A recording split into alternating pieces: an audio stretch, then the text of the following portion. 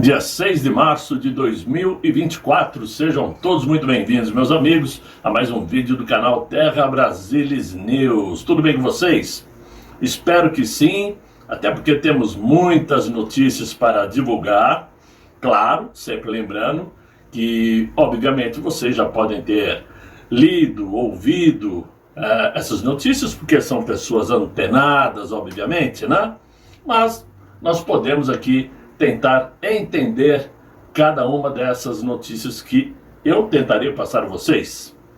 Quem não se lembra daquele bate-boca entre o ministro Moraes e o presidente do Supremo, o Barroso? Isso aconteceu no início aí da semana, todo mundo divulgou, né? O Moraes nervoso porque foi derrotado na votação lá no plenário, né? Então, todo mundo, evidentemente, se lembra disto. Mas a pergunta que ficou foi a seguinte: por que Moraes ficou tão irritado ao ser derrotado?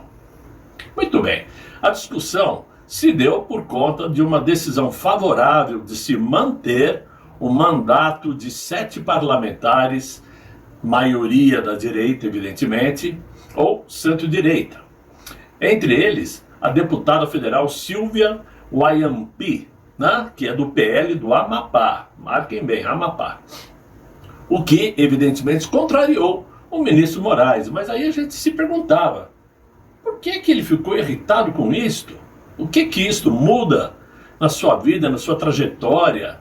Até porque, como bem afirmou o Barroso, a eleição desses deputados, desses parlamentares, estavam dentro do que exigia as leis, dentro do que determinava o próprio TSE. Ora, eis que aí vem à tona fuxicos de bastidores, mostrando que tudo começou por conta do senador Davi Alcolumbre. Pois é, mais uma vez o Alcolumbre se metendo em jogadas políticas. E que, claro, ele praticou aquilo que a gente chama de ativismo político dentro da Suprema Corte, para que os magistrados suspendessem os mandatos de 7 deputados federais. Muito embora os pedidos de suspensão desses mandatos tenham sido feitos por partidos como Rede Sustentabilidade, o Podemos, o PSB e até o PP do Ciro Nogueira. Ora, a jogada de Alcolumbre era se credenciar junto a Luiz Inácio, entregando-lhe 4 aliados de esquerda na Câmara dos Deputados, que são suplentes dos possíveis cassados, né, desses que estavam em julgamento. Eles sendo cassados e perdendo mandato, os suplentes assumiriam, e 4 deles são ligadíssimos ao Luiz Inácio. Em troca, claro, o Davi Alcolumbre teria então um apoio oficial da presidência da República para sua ambição de presidir mais uma vez o Senado Federal a partir de 2027. Porém, Alcolumbre queria entregar de bandeja algo mais a Luiz Inácio, principalmente a cabeça de Sônia Wayampi, que é uma autêntica espinha de pirarucu atravessada na garganta de Davi Alcolumbre. Aonde? Lá no Amapá, no seu território. Uma fortíssima concorrente a qualquer coisa, num estado que é dominado por Alcolumbre. Esta é uma pequena amostra de como se comportam os nossos parlamentares, se preocupando com seus interesses futuros, ao invés de se preocuparem com o futuro da nação. Nem que para isto joguem rasteiro para eliminar seus adversários políticos. Certamente, é claro, melhor dizendo, que o ministro Moraes trabalhou com muito afinco para ver prosperar a ideia de alçar 4 novos nomes na Câmara dos Deputados para favorecer Luiz Inácio. Mas ele perdeu. E sem saber, sem esperar, né, viria a sofrer outra derrota 2 dias depois, ou seja, no dia de hoje. Por quê? Hoje como vocês também já estão sabendo, a Assembleia Legislativa do Espírito Santo deu um balde de água fria no mesmo ministro e, por uma esmagadora maioria, decidiu mandar soltar o deputado estadual Capitão Assunção, que estava preso em prisão preventiva por determinação do Moraes, lá do Supremo Tribunal. A Assembleia Legislativa do Espírito Santo decidiu por 24 votos a favor pela soltura do Capitão Assunção. Teve uma abstenção, que é do presidente da Assembleia, covardão, né? Porque o presidente se abster é o fim da picada, né? E 4 pela manutenção da prisão. Ora, dessa maneira, a Assembleia Legislativa do Espírito Santo vai agora publicar um decreto legislativo e enviar o ofício para o Supremo Tribunal Federal comunicando a decisão. E desta forma, o Supremo, seguindo a Constituição, é o que a gente espera, deverá então fazer o encaminhamento da soltura às autoridades policiais. É assim que funciona. A Assembleia votou, decidiu, agora comunica para o Supremo mandar a polícia soltar o Capitão Assunção. A menos que, né, algum outro ministro resolva monocraticamente teimar em não soltar. Não creio que isso vai acontecer, porque pegaria muito mal, né? Mas, além dessa notícia, vamos lembrar também que a Procuradoria-Geral da República deu um parecer positivo, favorável à soltura também do Felipe Martins, um pedido que foi feito pelos seus advogados. E com isto, o ministro Alexandre de Moraes, que decidiu mandar prendê-lo, vai agora decidir, diante do pedido da PGR, a revogação ou não da prisão preventiva do Felipe Martins. Aí eu já acredito que o ministro vai teimar e mantê-lo preso ainda. Torço para que não, claro, mas a gente já conhece o histórico e não podemos fingir que isso não é possível. Muito bem, mas nem tudo que vem a público, meus amigos, de forma assim tão clara como essas notícias que eu trouxe a vocês, e muitas decisões importantes, aliás, são tomadas pelo Congresso Nacional na calada da noite, como costumamos dizer, longe dos holofotes e no silêncio da cumplicidade.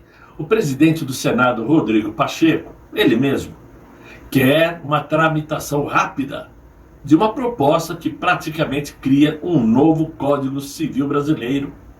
É como se ele quisesse rasgar o atual Código Civil e criar um novo, alterando o atual em sua essência e em grande parte de sua estrutura. Trata-se do novo Código Civil, que é uma bomba ideológica prestes a tramitar no Senado. Se for aprovado como está até agora, o documento promoverá uma revolução legal no Brasil. Porém, atendendo a demandas como abortismo, identitarismo woke e dos defensores de gênero, e alterando radicalmente os conceitos de família, né, e da pessoa na legislação brasileira.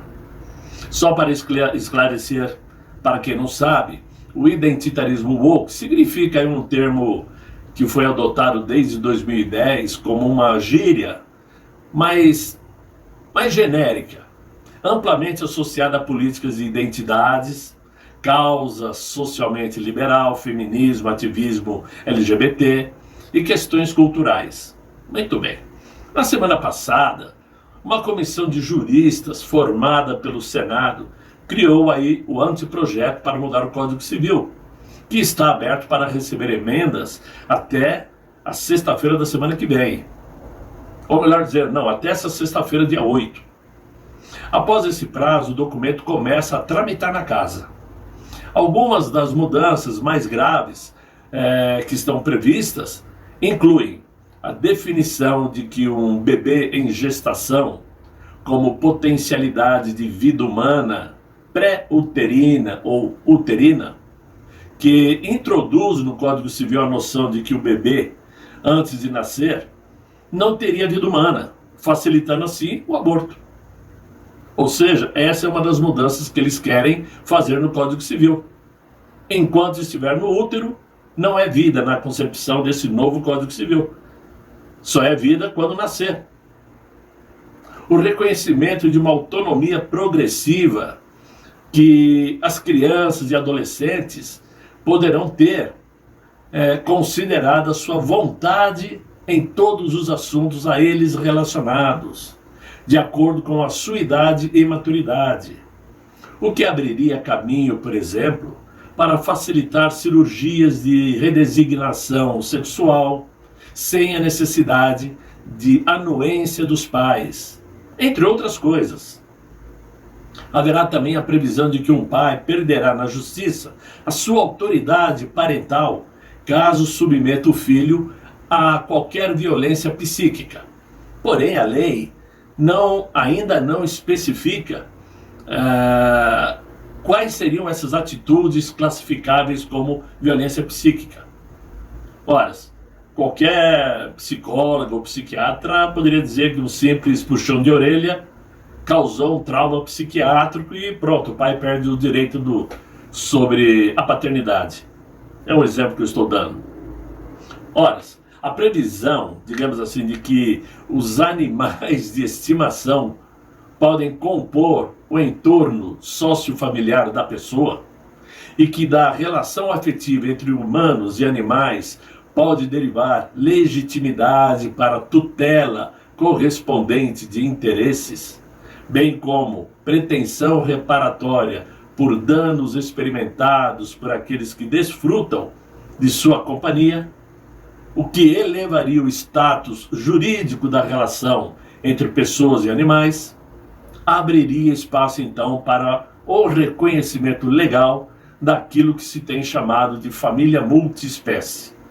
É muita confusão para entender algo que em teoria seria muito mais simples dizer o seguinte, que eles querem que quem possua um animal de estimação, esse animal poderá ter direito a, digamos, até mesmo a uma herança do dono, com um tutor, por exemplo, por conta dessa convivência multi-animal, multi-espécie, melhor dizendo.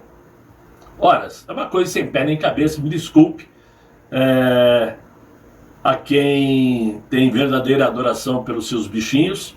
Obviamente, se a gente tem para criar, tem que ter mesmo muito carinho e adoração. Porém, uma coisa é uma coisa, outra coisa é outra coisa. De repente o dono falece, e aí o cachorro, o gato, o passarinho, seja lá quem for, vai ter direito a interesses de convivência. E para isso vai precisar de um tutor. Isso me cheira muito mal. É o que eu acho. Tem também nessa nova proposta a introdução do conceito de sociedade convivencial, que poderá ser aprovada, se for aprovada, abrir caminho para abrigar na legislação brasileira, por exemplo, uniões poliafetivas. Família de 3, de 4, de 5, independentemente a parentesco ou não. 4 amigos que convivem juntos viram uma família. Vamos lembrar que já tramita lá na Câmara dos Deputados o projeto de lei 3.369 de 2015 do deputado Orlando Silva, que institui o Estatuto das Famílias do século XXI. Nesse estatuto inclui aí as união poliafetivas, mas que vem desde então sofrendo impedimentos dos parlamentares para sua continuidade. Se eles não conseguiram por lei, agora vão tentar colocar dentro do Código Civil. E aí vocês já entenderam o que eles pretendem com isso, né? É uma família de qualquer um, desde que convivam juntos. E aí o que acontece? Por conta dessa legislação, sendo seu vizinho que mora com você há algum tempo, ele passa a ter direito aos seus bens se você morrer. É uma coisa mais ou menos assim. A comissão de juristas que elaborou o anteprojeto é presidido por, vejam bem, Luiz Felipe Salomão, que é o Corregedor Nacional de Justiça. e ministro do Superior Tribunal de Justiça.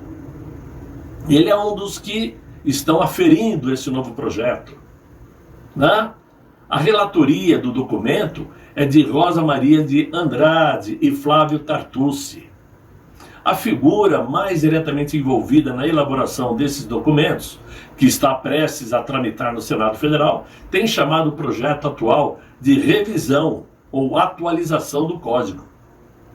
Entretanto, as mudanças são todas substanciais, que o próprio site oficial do Senado já chamou de o novo Código Civil. Não tem nada de alteração, de adaptação, não, é um novo Código Civil.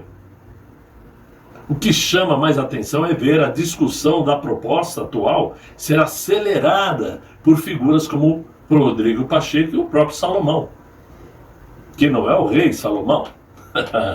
O presidente do Senado já deixou claro, olha só, isso desde o início do ano, que o Código Civil será uma das suas prioridades para 2024. A aprovação do documento é vista como um possível legado da sua presidência. Sim, um legado de fazer vergonha. O Brasil inteiro vai se lembrar no futuro quem foi que promoveu uma porcaria de um Código Civil como esse. Desculpem, mas é a minha opinião, né? Ora, na cabeça dele, isto iria chancelar, entre outras coisas, a Rodrigo Pacheco indicar o novo mandatário da casa. E quem é o indicado de Rodrigo Pacheco? É o seu presidente da Comissão de Constituição e Justiça, Davi Alcolumbre. A pressa para aprovar o código também tem outra motivação: evitar a atenção e a resistência das bancadas conservadoras, que podem sim embargar o projeto. A abertura para sugestões do anteprojeto, digamos assim, desse novo Código Civil, foi feita na semana passada e terá seu prazo encerrado amanhã. Amanhã não, depois de amanhã, sexta-feira. O Senado brasileiro deu somente 2 semanas para que a sociedade venha discutir e analisar uma mudança tão drástica em nosso Código Civil. Então, meus amigos, o que nós vemos aqui é um trabalho muito forte da esquerda para promover suas ações ideológicas, leis que alterem o próprio Código Civil, e já existe a vontade de se mexer no Código Penal também, obviamente para facilitar a vida de quem está atrás das grades, obviamente, facilitando aí retenção de pena, né? Vejam só que o projeto que foi aprovado aí na Câmara, da saidinha, está tendo muita resistência por parte da esquerda. Por quê? Porque vai contra os interesses da turma, se é que vocês me entendem, né? Então, meus amigos, o que nós estamos vendo aqui é o seguinte: nós temos um Congresso que não trabalha para o povo, só trabalha para os seus próprios interesses. Temos uma Suprema Corte que não trabalha nos processos naturais que chegam da segunda instância ou chegam do Superior Tribunal de Justiça. Todos os processos que começaram na primeira instância, eles só trabalham para julgar, dar andamento ou não para situações políticas que chegam do Congresso Nacional ou dos partidos políticos.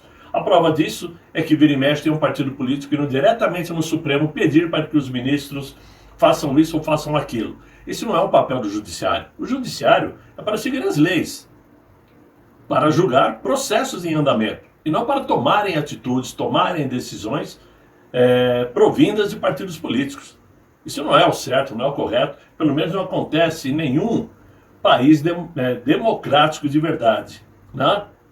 É muito triste para nós vermos como é a atuação dos políticos, mas infelizmente a nossa única arma é o voto, é o pleito, né? E sem levarmos em consideração como são os pleitos de hoje. Não posso nem citar o que eu penso porque o canal vai para o brejo. Vocês sabem do que eu estou falando, evidentemente. Mas, de qualquer forma, temos que continuar a nossa luta, porque, como vocês viram, ontem, o que aconteceu lá no Rio Grande do Sul, com a chegada do mito, não foi nada preparado, nada planejado. O povo chegou, o povo apareceu espontaneamente, porque é assim que acontece. E isso é uma demonstração que que os conservadores estão vivos, mais vivos do que nunca. E não será com simples jogadas rasteiras de alguns políticos dentro do Congresso Nacional que o conservadorismo será derrotado. Certamente não será assim. Por isso a luta tem que continuar e, obviamente, eu conto com vocês para darem o apoio ao canal Terra Brasilis News para que a gente possa continuar fazendo esse trabalho, trazendo a vocês informações, discutindo ideias, né? E claro, eu sempre peço para que eu consiga atingir o objetivo de deixá-los mais satisfeitos ouvindo o meu vídeo. Por isso, eu sempre peço, deixem os likes, se inscrevam no canal, chamem os amigos para me acompanhar aqui. E quem puder colaborar com o canal, claro que eu agradeço, porque a vida é difícil, vocês sabem melhor do que eu, né? Mas conto principalmente com a presença de vocês. Por isso eu desejo a todos um excelente fim de noite, muito bom descanso e até amanhã, se Deus quiser, Ele há de querer. Fiquem bem, fiquem todos com Deus. Tchau, tchau.